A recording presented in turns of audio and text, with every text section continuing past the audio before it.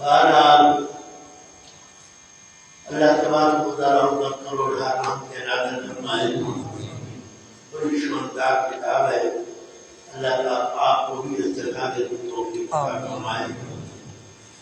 خدمت جو آپ نے کر رہے ہو. اب یہاں لکھا ہے آپ کے پاس پہلا درجات توحید ایک چھوٹا پہلا میں اوپر عرض کر رہا ہوں. توحید جو ہے توحید تفعیل سے بدلتا ہے. وحد یوحد توحیدا یہ تفعیل کا کام ہے. تفعیل کا کام بعض اوقات آتا ہے ایجاد العلم کے لیے. اب نیچے نہ دیکھو, نیچے جب دیکھنا ہوگا بہت کہوں گا میں ترجمہ میں بیان کر رہا ہوں. کتاب ثابت ہے میں ناطق کو چھوڑ کر ثابت کرتے ہیں. توحید کا لفظ جو ہے تفعیل بنا پا ہے. تفعیل کا بعض اوقات آتا ہے ایجاد العلم کے لیے, اس کے لیے اور بعض اوقات آتا ہے انتصاب العلم کے لیے. جہاں خیال کرنا یہاں توحید کے اندر یہ بات جائے انتصاب کے معنی میں ہے, ایجاد کے معنی میں نہیں ہے. اگر ایجاد کے معنی میں کرو گے نا تو معنی بنے گا اللہ کو واحد بنانا. اللہ کو حالانکہ اللہ کو ہم نے واحد بنایا یا پہلے سے وہ واحد ہے؟ ہم نے تو نہیں بنایا ان کو واحد. خبردار ایجاد والا معنی بالکل نہیں ہے, غلط ہے. توحید کا معنی ہے انتصاب. کیا معنی؟ نسبت الوحدت الی اللہ تعالی. نسبت الوحدت کی نسبت کرنا اللہ پاک کی طرف. اعتقاد انہ تعالی واحد فی ذاتہ و صفاتہ, یعنی یہ عقیدہ رکھنا کہ اللہ پاک اپنی ذات اور اپنی صفات میں وحدہ لا شریک لہ. سمجھئے بات مولویوں. توحید کا معنی نسبت الوحدت الی اللہ تعالی, نسبت الوحدت الی اللہ تعالی. اعتقاد انہ تعالی واحد فی ذاتہ و صفاتہ, یعنی یہ عقیدہ رکھنا کہ اللہ تعالیٰ اپنی ذات و صفات میں کیا ہے, وحدہ لا شریک لہ ہے. بات سمجھئے. اب پہلے فائدہ آ رہا ہے درجات توحید کے بیان کے اندر. توحید کے 4 درجے ہیں. کتنے درجے ہیں؟ 4 درجے ہیں. آپ کے پاس لکھا ہے توحید باری تعالیٰ کے پاس میں نے قوسین کا لکھا ایک ماننا. یہ وہی بات ہے میں جانتی ہے نا, ایک ماننا اللہ تبارک و تعالیٰ کو وحدہ لا شریک لہ ماننا کہ 4 درجات ہیں. ابھی کا ہے ماخذ, کا ہے یہ لفظ پہلی دفعہ تم نے دیکھا ہوگا. یہ حضرت والد صاحب رحمۃ کی کتاب میں آپ نے کتاب نہیں ہے. ماخذ کا معنی جائے اخذ. یہ بات ہم نے کہاں سے اخذ کی ہے, یہ بات ہم نے کہاں سے لی ہے, کہاں سے اخذ کی ہے. سمجھے جی. ماخذ چلا ہے ماخذ. حضرت شاہ ولی اللہ رحمہ اللہ کی عبارت ہے. شاہ ولی اللہ رحمہ اللہ کو بھی آپ جانتے ہو جی یا نہیں جانتے؟ جی.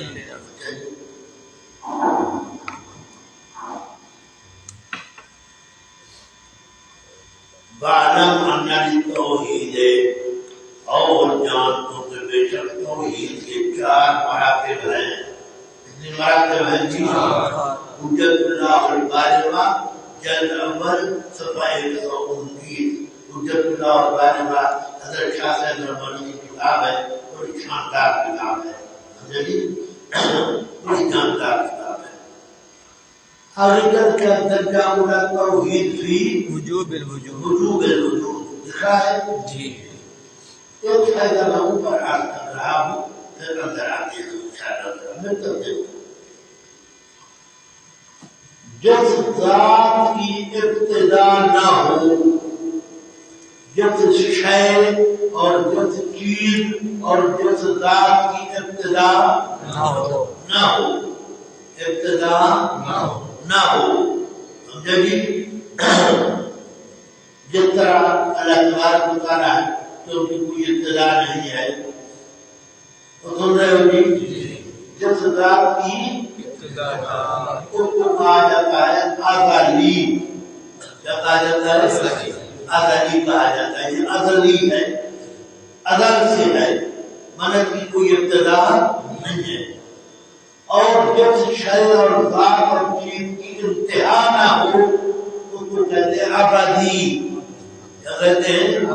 یہ ابدی ہے، اس کی انتہا نہیں ہے۔ تو اللہ تبارک و تعالی ازلی بھی ہے اور ابدی بھی ہے، کیونکہ اللہ پاک کی نہ ابتدا ہے نہ انتہا ہے، وہ ہمیشہ سے ہے اور ہمیشہ رہے گا۔ اچھا جی، دوسرا نام بتا رہا ہوں، جب چیز کی ابتدا نہ ہو وہ قدیم ہے، وہ کیا ہے؟ اور جب چیز کی انتہا نہ ہو وہ واجب الوجود ہے، وہ کیا ہے؟ جس چیز کی ابتدا نہ ہو وہ قدیم ہے، جس چیز کی انتہا نہ ہو وہ واجب الوجود ہے۔ اللہ تبارک و تعالیٰ کی ابتدا نہیں، قدیم ہے، انتہا نہیں، واجب الوجود ہے۔ بات سمجھے؟ اچھا جناب، جس چیز کی ابتدا ہو وہ حادث ہے، کیا ہے؟ جس طرح ہم ہیں، ہماری ابتدا پہلے ہم نہیں سے بعد میں پیدا ہوئے، تو ہماری ابتدا ہم حادث ہیں، ہم کیا ہیں؟ تو سمجھ رہے ہو؟ اور جس چیز کی انتہا ہو، اللہ اکبر،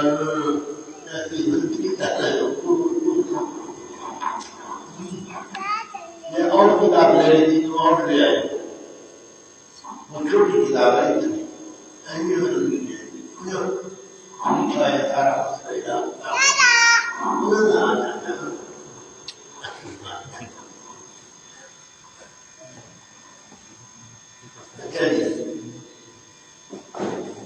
یہ بات سمجھا رہی، ہماری ابتدا ہے ہم حادث ہیں اور ہماری انتہا ہے ہم ممکن ہیں۔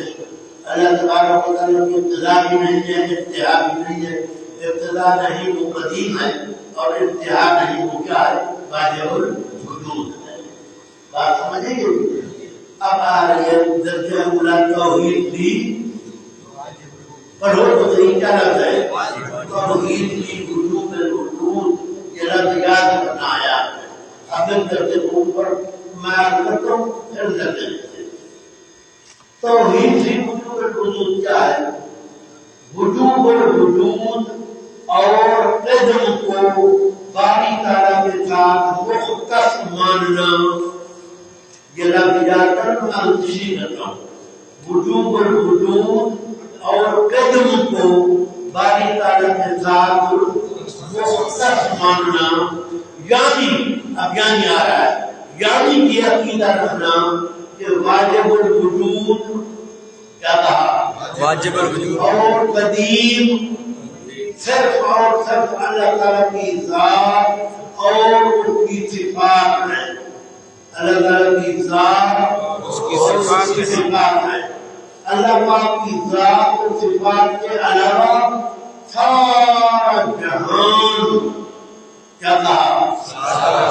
عاجز ہے، کیا ہے؟ عاجز ممکن ہے، جی، حادث ہے، ممکن ہے، حالق ہے، کیا کہہ رہا ہوں؟ حالق ہے، حالق ہے، علماء میں چلتا رہے گا، حالق ہے، موجود بعد العدم ہے، موجود بعد العدم، یعنی وہ چیزیں نہیں تھی، اللہ نے ان کو بعد میں پیدا کیا، پھر ایک وقت آئے گا تو وہ چیزیں ختم ہو جائیں گی، ختم ہو گئی ہیں کہ ہو جائیں گی۔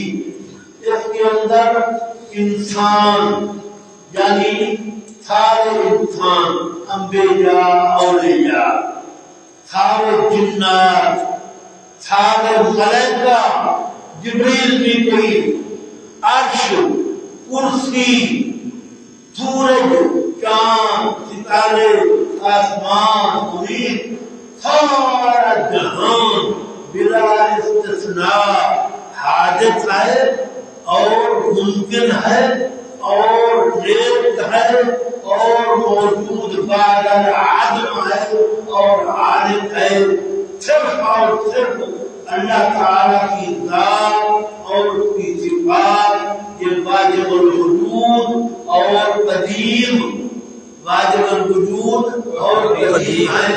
اللہ پاک کے علاوہ کوئی چیز واجب الوجود نہیں، کوئی چیز قدیم نہیں، ساری چیزیں حادث ہیں، ساری چیزیں ممکن ہیں، موجود بعد العدم ہے۔ سمجھ رہے ہو؟ اس کے مقابلے میں ہے شرط فی وجوب الوجود۔ کیا ہے؟ شرط فی وجوب الوجود۔ شرط فی وجوب الوجود کیا ہے؟ کہ کوئی انسان عقیدہ رکھے کہ اللہ تبارک و تعالیٰ کے علاوہ فلاں نبی، فلاں ولی یا عرش یا کرسی یا آسمان یا زمینیں وغیرہ وہ قدیم ہیں۔ کیا ہے؟ واجب الوجود ہیں، تو وہ مشرک فی وجود الوجود ہے۔ وہ کیا ہے؟ مشرک فی وجود الوجود۔ کیا بن جائے گا؟ مشرک بن جائے گا، کافر بن جائے گا، مشرک فی وجود الوجود بن جائے گا۔ توحید فی وجود الوجود یہ ہے کہ وجود الوجود اور قدم کو باری تعالیٰ کے ساتھ مختص ماننا، جانی بھی عقیدہ رکھنا کہ اللہ تبارک و تعالیٰ کی ذات اور اس کی صفات یہ ہے واجب الوجود اور قدیم۔ اس کے علاوہ کوئی چیز واجب الوجود نہیں، کوئی چیز قدیم نہیں۔ سارا جہان بلا استثناء، سارا جہان حادث ہے، ممکن الوجود ہے، نیست ہے اور موجود بعد العدم ہے اور عالم ہے، مضمحل ہے۔ قدیم اور واجب الوجود صرف اللہ تعالیٰ کی ذات اور اس کی صفات ہیں۔ حتیٰ کہ آدم علیہ السلام، حتیٰ کہ موسیٰ علیہ السلام، ابراہیم علیہ السلام اور یعقوب علیہ السلام، عیسیٰ علیہ السلام، حتیٰ کہ حضرت محمد صلی اللہ علیہ وسلم حادث اور ممکن الوجود تھے، قدیم اور واجب الوجود نہیں تھے۔ قدیم اور واجب الوجود صرف اللہ تعالیٰ کی ذات اور اس کی صفات ہے۔ یہ بات سمجھ آئی ہے اچھی طرح؟ اب اردو عبارت پڑھ رہا ہوں، پڑھو اردو عبارت پڑھ پاری صلی اللہ علیہ عبارت تاکہ دماغ میں جب بات بیٹھ جائے۔ وجوب الوجود اور قدم کو اللہ تعالیٰ کے ساتھ مختص ماننا، توجہ ہے جی؟ اس کے سوا کسی بھی ہستی کو واجب الوجود، قدیم اور عدم سے پاک نہ ماننا، بلکہ اللہ تعالیٰ اور اس کی صفات کے علاوہ ہر شے کو ممکن، فانی اور حادث اور حادث یعنی موجود بعد عدم ماننا۔ توحید کے درجہ کا مقابل شرط فی وجود الوجود ہے، یعنی اللہ تعالیٰ اور اس کی صفات کے علاوہ کسی بھی شے کو واجب، قدیم اور عدم سے پاک ماننا، یہ شرط ہے۔ یہ کیا ہے؟ شرط فی وجود الوجود ہے۔ اب ماخذ پڑھو، ماخذ آ رہا ہے۔ یہ مسئلہ کہاں سے ہم نے اخذ کیا، کہاں سے لیا؟ کتاب ایک جگہ کی جماعت ساری، جماعت ساری کے جاؤ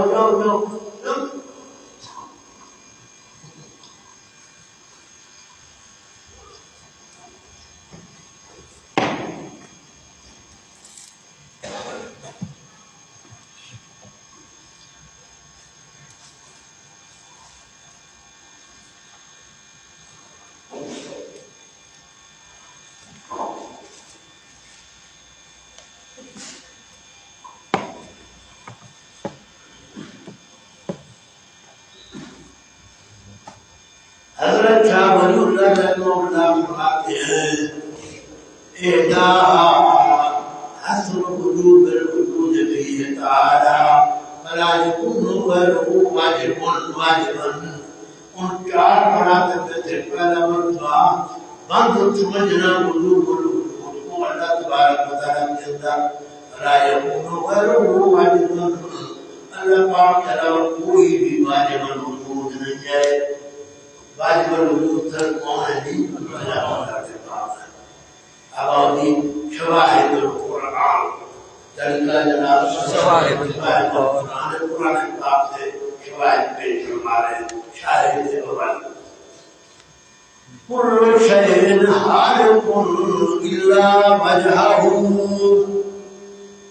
کل شیء خالق الا آپ حضرات کے ذہن میں ہے دو چیزیں ہیں، ایک ابتدا اور ایک انتہا. اللہ پاک کی ابتدا بھی نہیں ہے اور ہماری ابتدا بھی ہے اور اور ہمارے علاوہ باقی جتنی مخلوق ہے ہر مخلوق کی ایک ابتدا ہے اور ایک انتہا ہے. ایک بندہ ہے اس کی عمر 10 سال ہے، پیدا ہوا 10 سال بعد مر گیا. ایک بندہ 70 سال بعد مرا، ایک بندہ 100 سال بعد مرا ہے. جتنے بھی عمر ہو جائے ملائکہ کی عمر زیادہ ہے. ملائکہ کو کوئی فرشتہ نہیں مرا لیکن مرے تھے، لیکن اور مقابلہ کو فرض ہے نا ملائکہ کا ہے. تو جناب ہماری ابتدا بھی ہے انتہا بھی ہے. اللہ پاک کی نہ ابتدا ہے نہ پاک آیات میں ابتدا کا ذکر ہے، پاک آیات میں انتہا کا ذکر ہے. کل شیء خالق الا وجهه ہر شے ختم ہو جانے والی ہے مگر اس کی ذات پاک. یہ انتہا کا ذکر ہے، یعنی کوئی چیز واجب الوجود نہیں، سارا جہان ممکن الوجود ہے. کیا ہے؟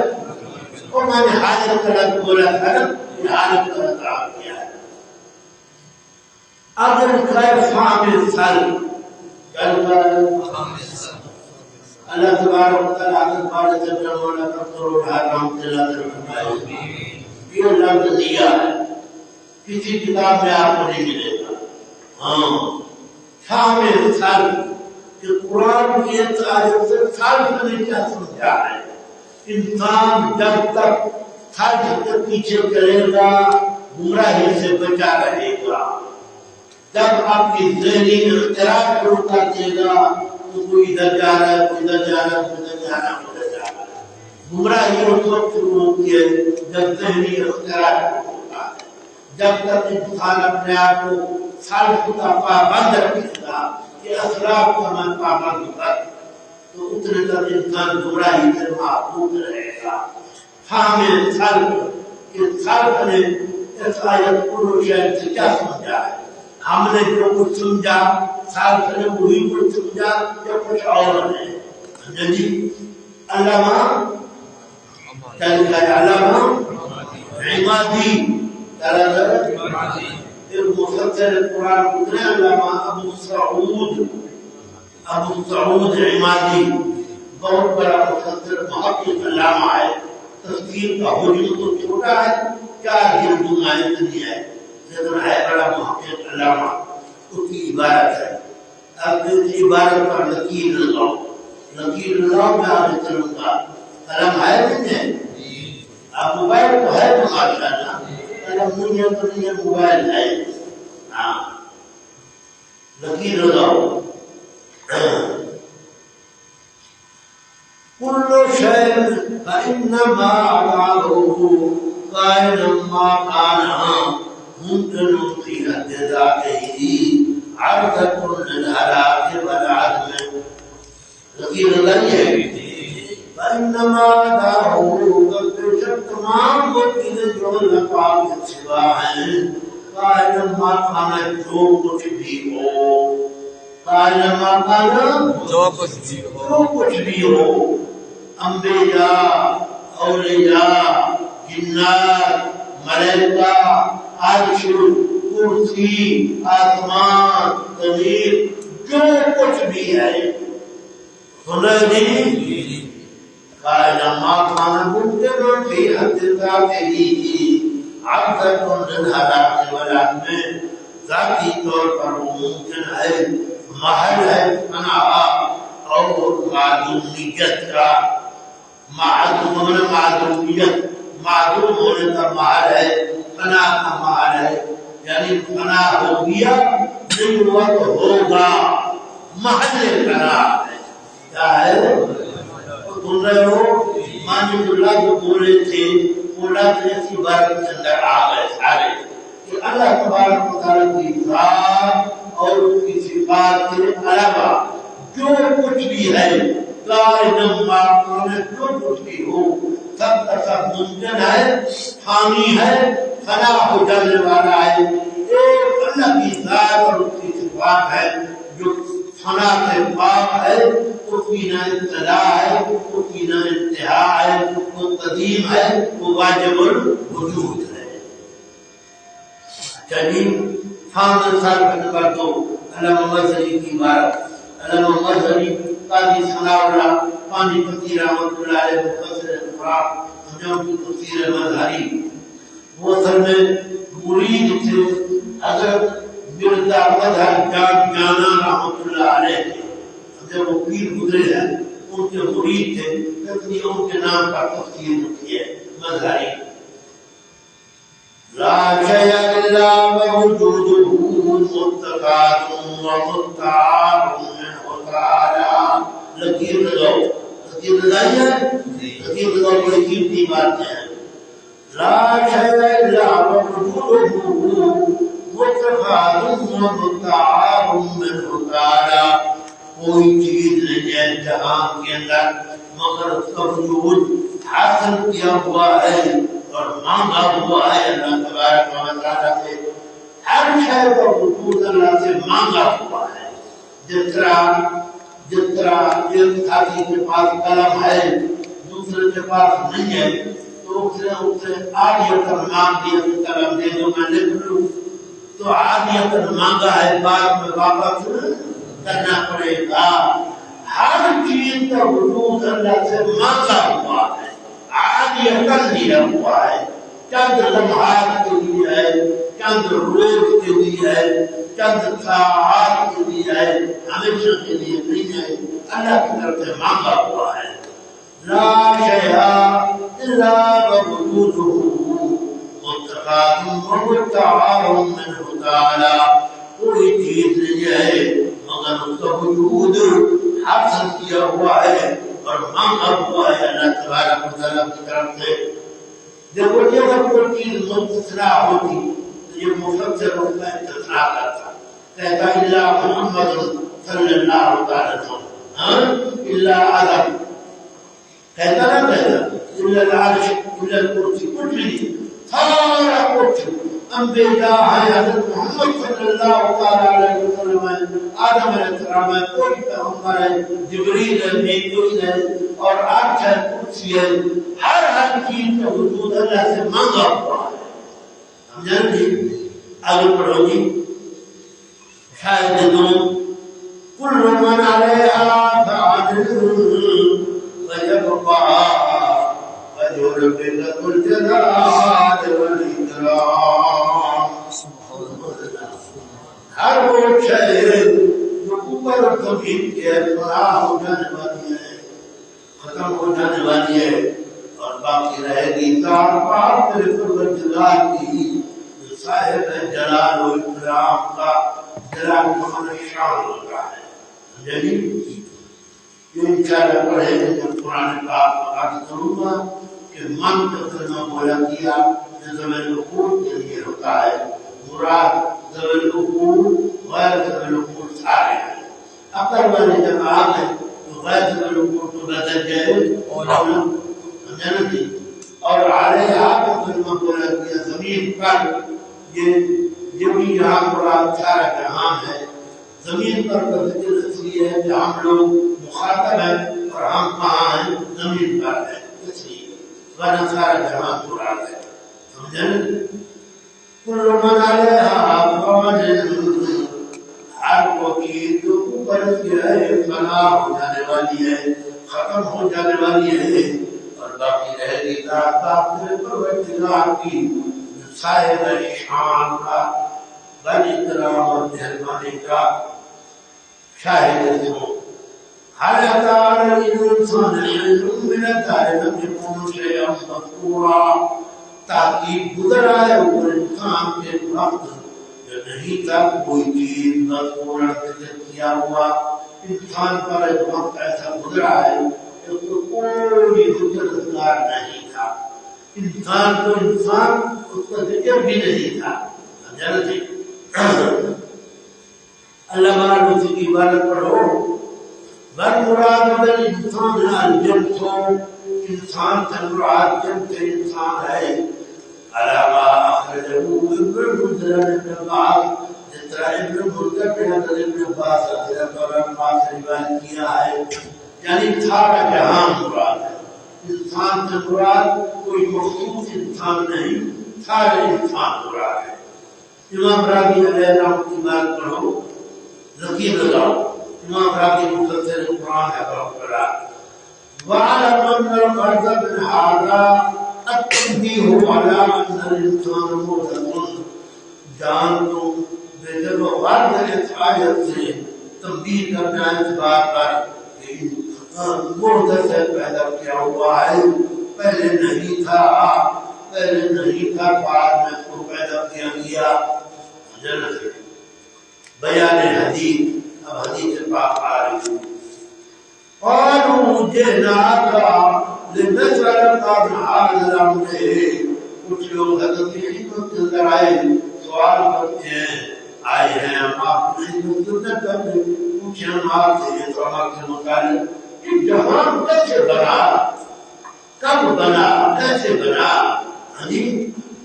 قال أقر الله ولم يكن شيء غيره. آخر اللہ علیہ وسلم نے فرمایا قال الله تعالی تبارک و تعالی ولم يكن شيء غيره. اللہ پاک کے علاوہ کچھ بھی نہیں تھا. اللہ پاک کے علاوہ کچھ بھی نہیں تھا. ایک اللہ کی ذات پاک تھی. نہ عرش تھا نہ کرسی تھی نہ آسمان تھے نہ زمینیں تھی نہ سمندر تھے نہ پیغمبر تھے نہ فرشتے تھے نہ ولی تھے. کچھ بھی نہیں تھا. ایک اللہ کی ذات پاک. سبحان اللہ. سارے کہہ لو سبحان اللہ. بڑی بات ہے. اب آگے عبارت پڑھو خلاصہ بڑی شاندار عبارت ہے. یہ بات تمہارے دماغ میں بیٹھ جائے. خلاصہ یہ آیات اور حدیث پاک صریح ہے مضمون میں کہ اللہ تعالیٰ کے سوا ہر شے نیک اور نابود تھی. اللہ تعالیٰ نے پاک میں کو پیدا فرمایا. حاصل یہ کہ ہر معصب اللہ تعالیٰ جہاں سے لکیر لگاؤ خبردار ہو ہر معصب اللہ سے آخر تک لکیر لگاؤ. ہمت کرو. حاصل یہ ہے کہ ہر معصب اللہ تعالی اللہ پاک کے علاوہ سارا جہان تاکہ انبیاء اور ملائکہ علیہ السلام تک سب کے سب حالت فانی ممکن اور حادث ہیں اور کوئی شے بھی ان سے قدیم اور عالم و فنا سے محفوظ نہیں ہے. ہاں قدیم اور باقی صرف اللہ ہی کی ذات ہے. صرف اللہ ہی کی ذات ہے. وہ قدیم ہے اور وہی باقی